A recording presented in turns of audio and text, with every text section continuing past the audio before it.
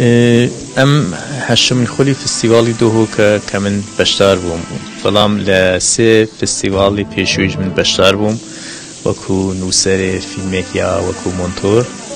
ساڵ بە ساڵ ئەوە بۆ من زۆر خۆشحاڵم کە ساڵ بە ساڵ فستیواڵی فیلمی دۆهۆکەر باشترە بێت، فیلمێک هەڵە بژێت، بەڵام سینمای کوردیش هەر باشترە بێت. ئیم ساڵیش سینمای کوردی فیلمێک باشی بوو و هیوادارم کە ئەم خولی هەشتم ببێت بە خولی هەشتا ببێت بە خولی سەد و ببێت بە فستیواڵە گرێدە ئەی جیهانی لە ئستانداردە جیهانی هەروە بمێنێت و حفظ بکات و ئینشاڵڵا کە ئێمە نامێنین وەلی فستیواڵی دۆهۆکەر بمێنێت. ئەم فستیواڵە یەکەم شتێک کە من بینیم لە بوارێ سۆشال مدیا زۆر باش بوو. وازانم کە ئەم پاندەمیک و کۆرۆنا ئەوەی کرد کە زۆرتر لەسەر سۆشال مدیا کار بکەن، زۆر باش بوو بەشی سۆشال مدیا.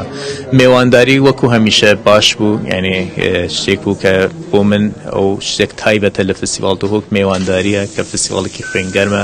ئەوانەی کە وەکو واڵنتیەر هەموو ئستافی دۆهۆک ئەوانە کە وەکو واڵنتیەر یا خۆبەخش کارەکەن زۆر میهرەبان و دڵسۆز و زۆر باشن کە من هەر لێرە دەستیان ماچەکەم ڕۆژایەکی خۆشمان بۆ دروستکردن و هیوادارم ساڵی داهاتوش بێم بۆ دۆهۆکی جوان.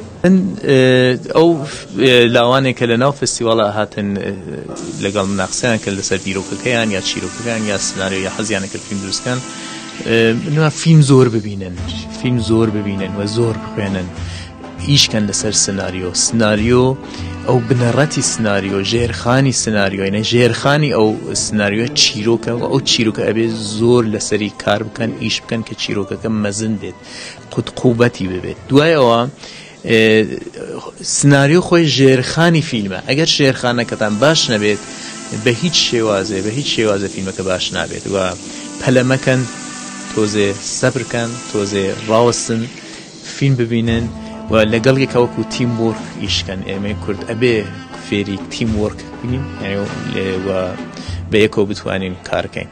ئینشاڵڵا فیلمەکانیان باشتر بێت و